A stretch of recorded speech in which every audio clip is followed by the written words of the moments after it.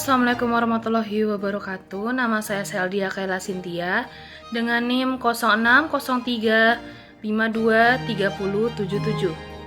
Assalamualaikum warahmatullahi wabarakatuh. Perkenalkan, nama saya Tiara Divania Natasha dengan NIM 0603523081.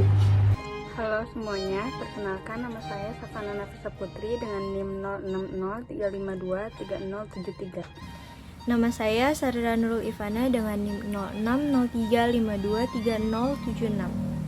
Halo semuanya, nama saya Nabila Aulia dengan NIM 0603523054. Filsafat Yunani kuno muncul pada abad ke-6 Pramasehi sebagai tonggak sejarah penutup abad ke-8 Yunani. Filsafat Yunani terus bertumbuh pada zaman Helenistis maupun pada masa negeri Yunani dan negeri-negeri rantau bangsa Yunani menjadi bagian dari wilayah kedaulatan Kekaisaran Romawi. Filsafat digunakan untuk mengenali dunia melalui penalaran. Filsafat diberdayakan di berbagai bidang ilmu, antara lain astronomi, epistemologi, matematika, kertanegaraan, etika, metafisika, ontologi, logika, biologi, retorika, dan estetika. Dari awal kemunculannya, filsafat Yunani sudah memengaruhi hampir semua segi kebudayaan Eropa.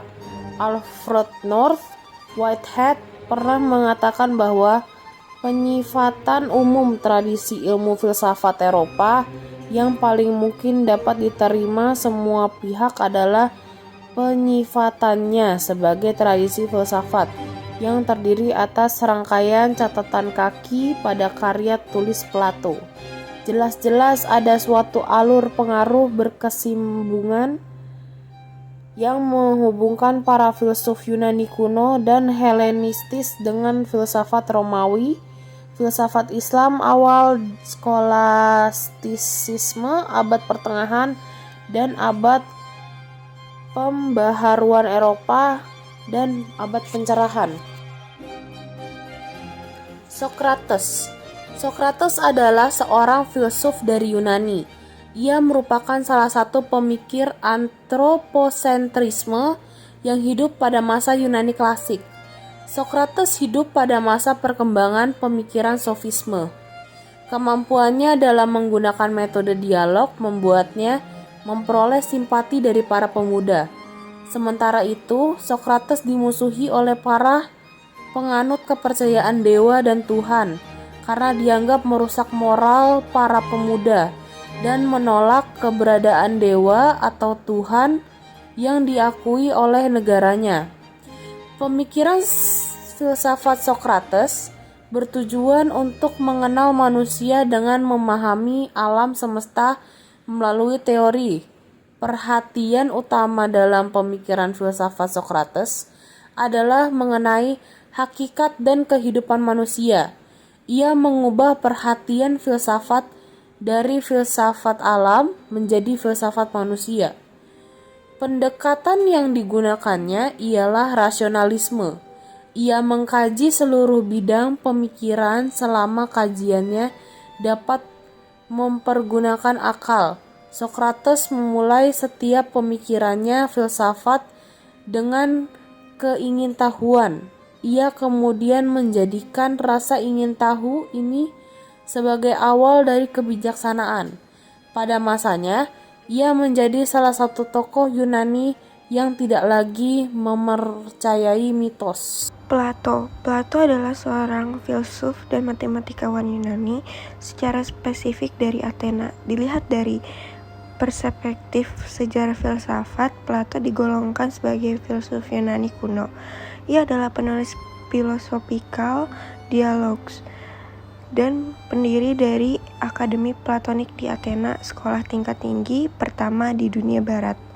Plato diyakini sebagai seorang filsuf yang berperan besar dalam perkembangan filsafat Yunani kuno dan filsafat barat secara umum. Sumbangsih yang besar juga diberikan oleh guru Plato, yakni Sokrates, dan murid Plato, yakni Aristoteles. Selain sebagai filsuf, Plato juga dikenal sebagai salah satu peletak dasar-dasar agama Barat dan spiritualitas. Pemikiran Plato dikembangkan menjadi Neoplatonisme oleh para pemikir seperti Plotinus dan Porphyry.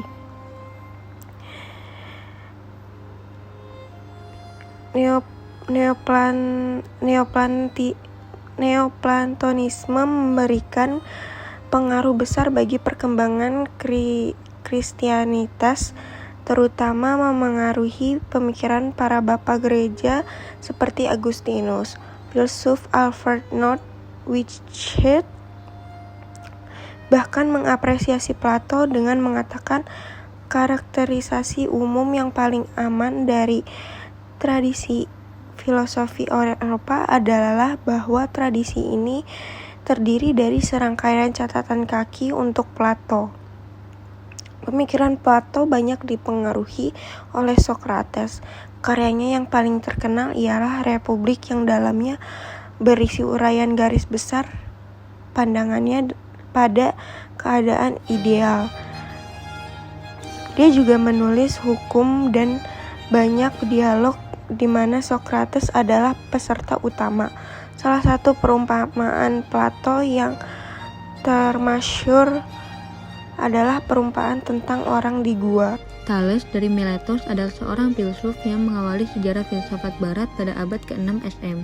Sebelum Thales, pemikiran Yunani dikuasai cara berpikir mitologis dalam menjelaskan segala sesuatu. Pemikiran Thales dianggap sebagai kegiatan berfilsafat pertama dan disebut sebagai bapak filsafat, karena mencoba menjelaskan dunia dan gejala-gejala di dalamnya tanpa bersandar pada mitos melainkan pada rasio manusia.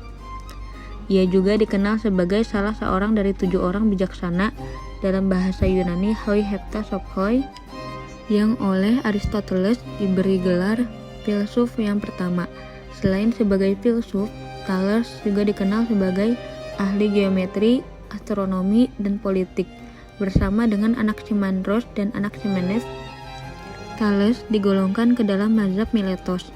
Thales tidak meninggalkan bukti-bukti tertulis mengenai pemikiran filsafatnya. Pemikiran Thales terutama didapatkan melalui tulisan Aristoteles tentang dirinya. Aristoteles mengatakan bahwa Thales adalah orang yang pertama kali memikirkan tentang asal mula terjadinya alam semesta. Karena itulah Thales juga dianggap sebagai perintis filsafat alam. Natural filosofi. Hippocrates adalah seorang dokter dari Yunani kuno yang kini dikenal sebagai figur medis yang paling terkemuka sepanjang masa. Maka dari itu, ia disebut bapak kedokteran. Ia belajar dunia kedokteran dari sekolah kedokteran Kos dan mungkin merupakan salah satu murid dari Herodicus. Tulisan hasil karyanya yang dikenal sebagai Corpus Hippocraticum telah membuang semua pemikiran tahayul masyarakat Yunani kuno mengenai penyakit dan obat-obatan. Orang-orang sebaya yang hidup bersamanya dibuat tercengang oleh Hippocrates karena ia sangat menentang bahwa penyakit itu datang dari ilah-ilah yang membalas dendam. Pada abad-abad pertengahan, Hippocrates tercatat sebagai seseorang yang menemukan mode-mode kepribadian sekaligus mendalilkan bahwa pribadi seseorang dipisahkan berdasarkan 4 temperamen. Sumbangsi pemikiran Hippocrates dilanjutkan oleh Galen yang adalah seorang sarjana pada zaman Renaissance dengan dasar pendekatan yaitu kebijaksanaan Hippocrates dan ilmu kedokteran Hippocrates. Dalam pandangannya, Hippocrates mengatakan bahwa manusia dapat dibagi dalam 4 golongan berdasarkan temperamennya, yaitu yang pertama sanguin.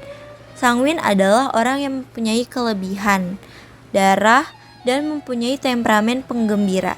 Seorang sanguin umumnya optimis, periang, rasional, yakin, dan dengan senang mencintai. Yang kedua, melankolik. Melankolik adalah orang yang mempunyai terlalu banyak sumsum hitam, bertemperamen pemurung. Seseorang melankolik cenderung selalu tampil sempurna dan menjadi sangat teliti dalam mencari keinginan dan cara menggapai itu. Yang ketiga, kolerik.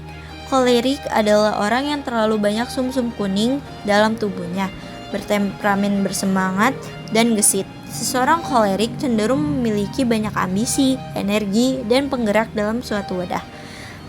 Yang keempat, flegmatik.